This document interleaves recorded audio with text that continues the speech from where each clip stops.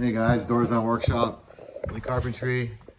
On this project, we have a huge 5090, 5 foot wide, 9 foot high, 2 1/4 thick door.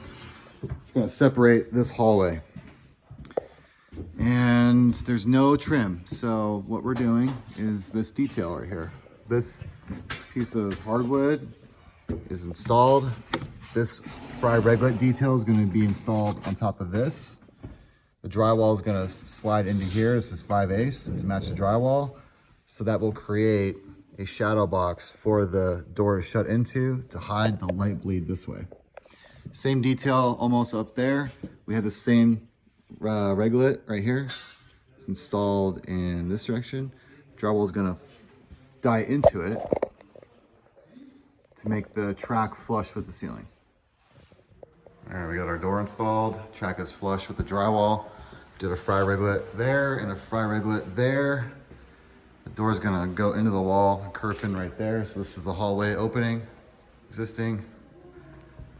You walk up to the door, hit that button, pull the door open. These are your first pulls right here. Soft open and close. No light bleed. Door's flush with the ceiling. And